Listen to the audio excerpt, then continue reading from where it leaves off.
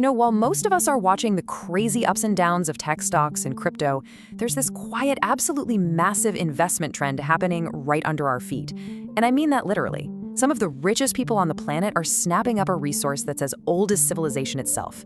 Good old American farmland. So it just makes you wonder, right? Why farmland of all things? What do they see that maybe the rest of us don't? Well, stick around because we're about to dive into the 3 big reveals behind this modern-day land rush. First off, let's just try to wrap our heads around the sheer scale we're talking about here.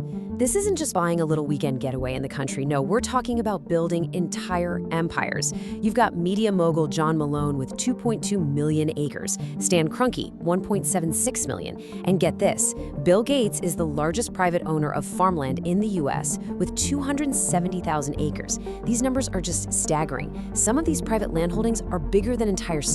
So, okay, what is the appeal? Why are they doing this? Well, that brings us to our first big reveal. Turns out, from a pure investment point of view, farmland is, well, it's pretty close to the perfect asset. The hard data actually tells a pretty surprising story.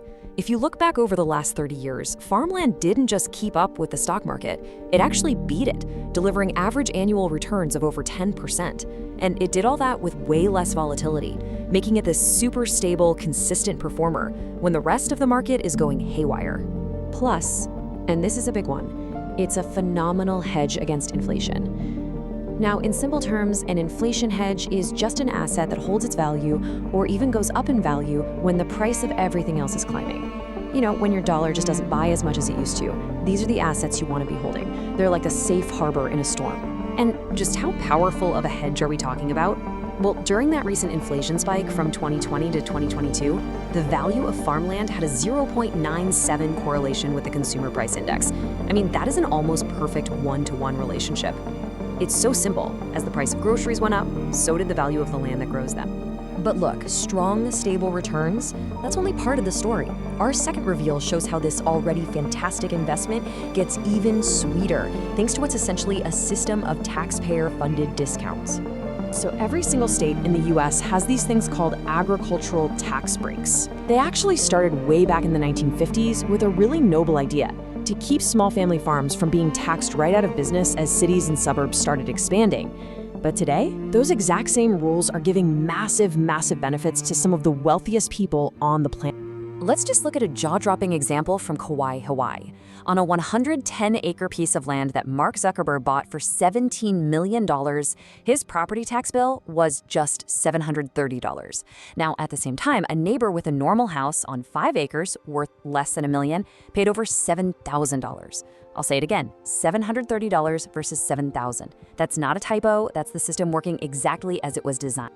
And experts have been waving red flags about this for a while. Way back in 2015, a report from the Lincoln Institute of Land Policy put it really bluntly. They said, policymakers need to ask whether or not wealthy taxpayers with high incomes deserve substantial tax breaks for owning rural land. It really makes you wonder if these breaks are still helping the people they were meant to, or if they've just become another loophole for the ultra-rich. But this whole investment gold rush, it doesn't happen in a vacuum. When you combine that intense investor demand with these huge tax breaks, you get a pretty big twist. And it's having a profound and often painful impact on the very people these policies were supposed to protect in the first place.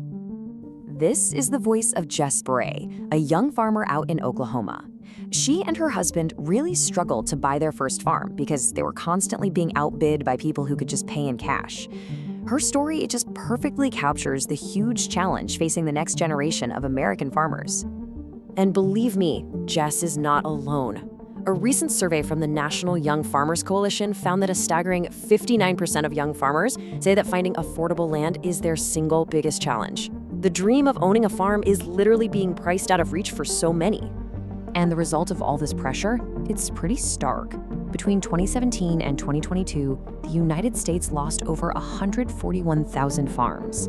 Now, sure, some of that is just consolidation into bigger operations, but the reality is the barrier to entry for new farmers has probably never been higher. Of course, it's important to remember there is another side to this coin. The investment firms, they argue they're just playing in a free market. As Paul Pittman from Farmland Partners puts it pretty bluntly, for every aspiring farmer who gets outbid, there's a family that's maybe owned that farm for 100 years, and they deserve to cash out at the highest possible price to secure their own retirement. Which brings us to our final and maybe most important reveal. The ultimate endgame for a lot of this land, well, it might not have anything to do with farming at all. It turns out the highest bidder often has completely different plans. You see, there are these powerful economic forces that are pulling this land away from agriculture. Renting your land out for a solar farm, for example, can be 3 times more profitable than planting crops on it. You've got millions of acres being paved over for new housing developments, and in some cases, the vision is even grander. Take this mysterious company, Flannery Associates, in Northern California.